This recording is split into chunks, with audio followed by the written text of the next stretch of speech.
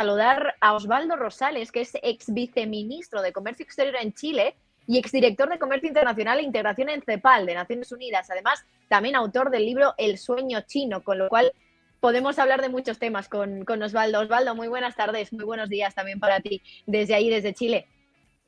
Hola, ¿qué tal? Buenas tardes. Bueno, un placer tenerte aquí en Negocios Televisión. Estamos encantados de poder hablar contigo, Osvaldo. Y bueno, como ex viceministro de Comercio Exterior de Chile, ¿en qué momento se encuentra ahora mismo América Latina en la economía mundial? Lo digo porque se habla cada vez más, por ejemplo, de algunos países como es el caso de Argentina. Y te tengo que preguntar, ¿hasta qué punto Javier Milei ha conseguido que mediáticamente y hasta un punto económicamente se esté mirando otra vez a Latinoamérica desde el mundo? Bueno, lo peor sería que América Latina pareciera asociada a Milei, asociarnos a la ultraderecha populista, a los aliados de Trump, Bolsonaro y Netanyahu, evidentemente eh, no es muy agradable para América Latina.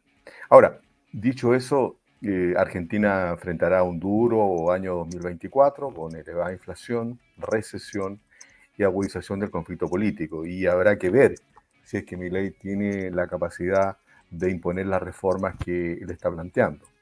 Es muy difícil que lo consiga con un presidente que insulta a los gobernadores e insulta a los parlamentarios de la oposición.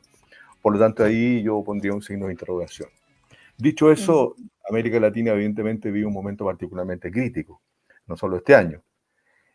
Cuando yo estaba en CEPAL hace muchos años se acuñó la expresión la década perdida en la década 80 a propósito de la crisis de la deuda externa.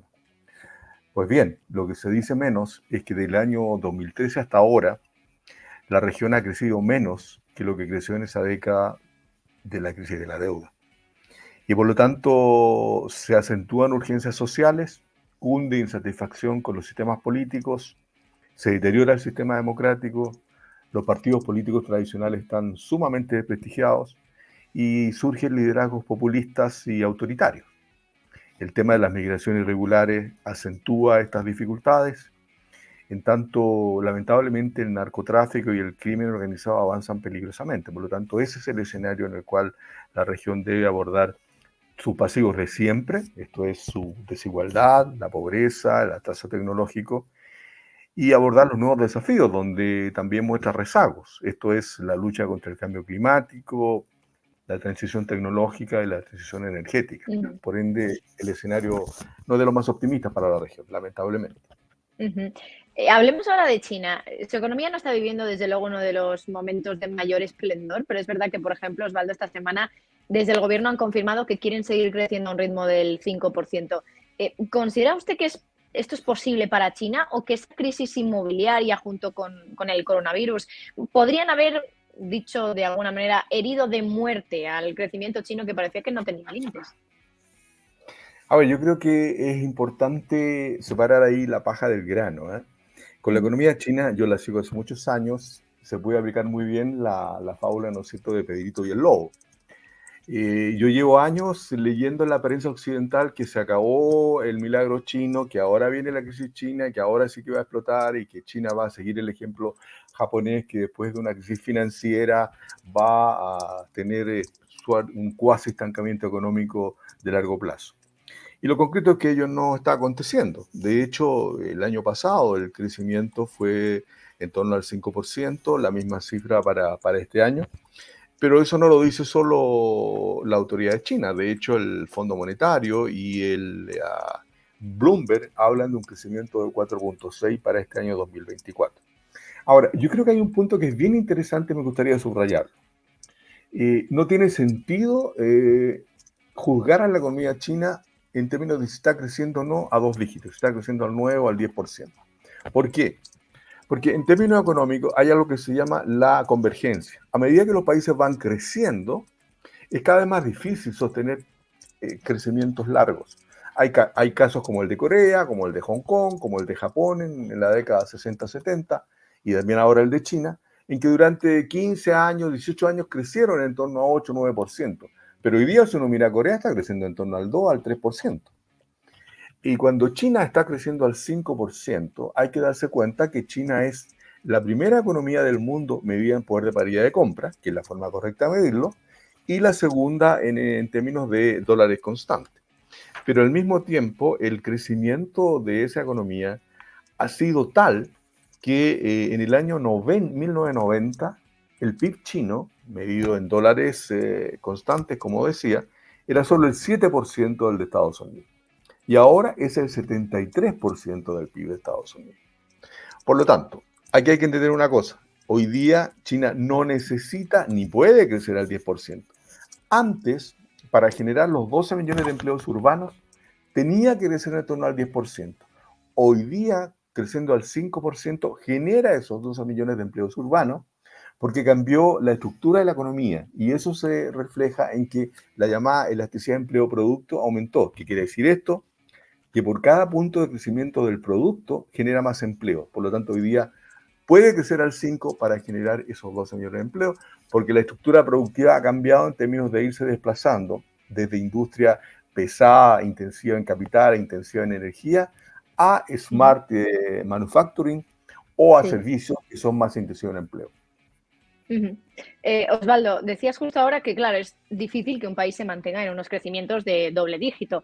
Ajá. La pregunta es, o por lo menos la pregunta que me hago yo, es si entonces China, como se ha dicho desde hace mucho tiempo, desde que hemos visto esos crecimientos, si China va a poder superar a Estados Unidos como primera potencia del mundo en términos normales, es decir, no Sí, ese, sí, por ese PPA, esa paridad de poder sí, adquisitivo sí, como sí, citabas, sí, sí. pero ¿crees que lo puede hacer?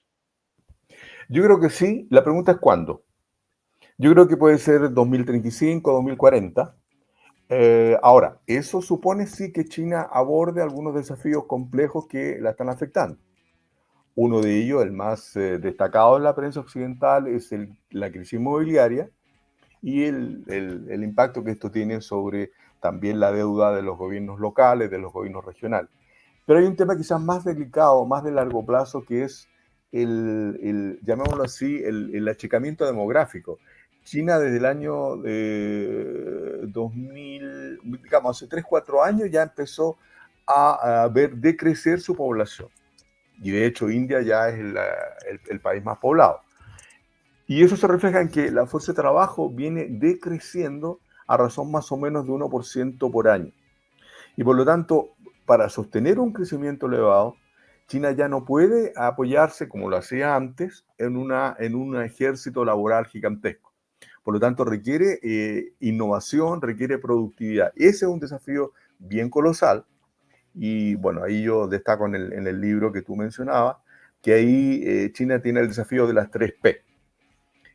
Personas, participación y productividad. Es decir, requiere más personas y obviamente eso significa romper con la política de un solo hijo, y ya lo hicieron hace un par de años. Requiere participación, elevar la participación laboral tanto de las mujeres y también de la tercera edad. Yo creo que ahí hay un gran desafío en términos de ir moviendo la edad de jubilación. Y tercero, la P más importante, que es productividad. Si Ujú. China no aborda estas 3 P, puede tener dificultades para sostener un crecimiento sostenido de aquí a los próximos 10 15 años. Ujú. De hecho, si algo ha marcado, bueno, hablando de Estados Unidos y China, Osvaldo, si algo ha marcado sus relaciones, sobre todo ha sido la guerra comercial comenzada por Donald Trump, ¿no? Y ahora precisamente el expresidente parece que tiene bastantes papeletas para volver a la Casa Blanca. Si vuelve al poder, ¿cómo cree que podría gestionar esa relación económica con China? Bueno, yo ahí haría un matiz. Yo creo que yo más que guerra comercial hablo de una guerra, más bien, de un conflicto de hegemonías. Acá lo que está en cuestión es la hegemonía en las nuevas tecnologías del siglo XXI.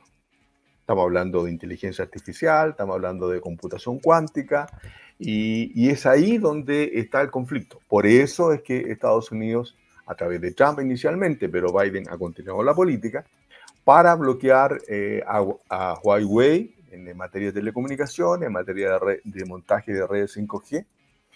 Y por esa vía es que también le están cortando el suministro en los semiconductores, que es el insumo clave para avanzar en esa nueva tecnología. Por lo tanto, si llega a salir Trump, que lamentablemente parece ser a esta altura lo más probable, yo creo que puede haber una acentuación del conflicto. Ahora, hasta dónde llegará el conflicto va a depender de muchas variables, porque cuando uno examina lo que fue el conflicto de Trump con China, Trump empezó a enfrentar una oposición de los propios sectores empresariales norteamericanos que se vieron afectados por el proteccionismo que aplicaba a los productos chinos, porque eso significaba que si Trump le ponía un arancel más elevado a un determinado producto chino, aquellas empresas norteamericanas que utilizaban ese producto chino como insumo veían elevar sus costos y por ende se veían también perjudicadas. Por lo tanto, habrá que ver hasta dónde existe esa presión y por otra parte, cuál puede ser la reacción de China al respecto, que ciertamente no se va a quedar de brazos cruzados. En cualquier caso, sigue siendo eso una mala noticia a futuro, porque cuando uno mira la economía mundial desde una perspectiva de más mediano plazo, hay dos elementos clave. Uno, la crisis subprime, 2008-2009, que le pegó con gran fuerza a Europa hasta el año 2012-2013 aproximadamente, y luego el 2016, la guerra comercial. Cuando uno mira todos estos temas, empieza a entender por qué el comercio internacional crece bastante menos que en décadas previas y por qué también el ritmo de crecimiento de la economía mundial se ha aletargado bastante. Uh-huh. ¿Crees que el mundo podría aguantar una nueva, bueno, yo digo guerra comercial, decías tú conflicto de hegemonías, pero que Trump de nuevo vuelva a imponer más aranceles o aumentar más los aranceles con China? ¿Eso lo podría soportar la economía del mundo? Insisto, depende de la magnitud de esas medidas, porque muchas veces hay medidas que aparecen muy espectaculares, pero cuando uno entra al detalle resulta que no lo son tanto. Entonces habrá que ver si las medidas son más bien comunicacionales o si son efectivamente medidas que van al hueso en términos de afectar el comercio. Ahora, en la medida en que la política proteccionista de Trump, ojalá me equivoque y no sea Trump el que vuelva a la Casa Blanca, no afecte las variables financieras, bueno, entonces el riesgo se acota. Obviamente también hay un impacto en el comercio, pero es más acotado. El tema es cuando se mueven las variables financieras, los tipos de cambio, las tasas de interés, porque ahí eso ya repercute rápidamente en toda la economía global, generando menores ritmos de crecimiento y afectando marcadamente a economías en desarrollo que tienen una deuda elevada y que por esa vía pueden enfrentar mayores dificultades. Ahora, dicho lo anterior, yo hice un ejercicio en el libro en que examino escenarios posibles de polares en el conflicto hegemónico, la disputa por las nuevas tecnologías, y hablo de un escenario polar de guerra, que creo que no se va a dar, y un escenario polar de paz, tipo navideña, que tampoco se va a dar, y por lo tanto examino escenario intermedio, y yo concluyo que lo más probable sería un escenario de paz. O sea, ni es guerra completa ni es paz completa. Y eso quiere decir que vamos a tener altercados, vamos a tener momentos de conflicto, momentos de acuerdo, momentos de reunión entre Xi Jinping y Trump, si que fuese el electo, pero que en general, en el mediano plazo, van a generar más bien desincentivo al crecimiento y al comercio internacional. O sea, raya para la suma, una mala noticia para la economía mundial, una mala noticia para América Latina. Uh-huh. Osvaldo, los países occidentales parece que además cada vez más quieren aislar a China económicamente hablando, precisamente por esa relación de amistad sin límites que han dicho ellos mismos que tienen con Rusia. ¿Creen que va a tener éxito o que van a tener éxito estos países o que van a acabar cavando su propia tumba si quieren no depender absolutamente nada de China? Porque es el caso de Europa, que es lo que quieren hacer. Bueno, ahí de nuevo hay que separar los titulares del contenido específico de las relaciones. Porque, por ejemplo, China sigue siendo el primer socio comercial de América del Sur, de lejos. Y cuando uno mira el mapa global, China es el primer socio comercial de alrededor de 111 países. Estados Unidos no lo es más de 18 a 20. Por lo tanto, cuando se habla de el mundo, se habla generalmente de Estados Unidos y de Europa. Y cuando uno mete el dedo en el análisis más riguroso, se da cuenta, por ejemplo, que la inversión extranjera en China se ha reducido bastante. En el año 2023 tuvo una caída histórica, pero al mismo tiempo la inversión alemana aumentó significativamente en China. Por lo tanto, hay que calibrar bien los datos, no hay que dejarse llevar por los titulares que venden mucho, pero que a veces no dan cuenta efectivamente de lo que está aconteciendo. Desde el punto de vista de la región durante la presidencia de Trump particularmente, recibió muchas presiones para reducir el vínculo comercial y tecnológico con China. De hecho, en el vínculo con Huawei, con el montaje de redes 5G. Sin embargo, los países en general han tendido a resistir esa presión y han mantenido un flujo comercial también creciente con la República Popular China. Por lo tanto, habrá que ver cómo se va dando ese vínculo tanto en lo comercial como en materia financiera y en materia de evolución de créditos. Pues Osvaldo Rosales, ha sido todo un placer tenerte aquí con nosotros en Negocios Televisión, ex viceministro de Comercio Exterior en Chile, que quiero recordarlo, ex director de Comercio Internacional e Integración en CEPAL de Naciones Unidas y autor del libro El sueño chino. Osvaldo, todo un placer, muchísimas gracias. Contaremos más veces contigo sin duda. Un placer, fue un gran agrado. Hasta luego. Bueno, pues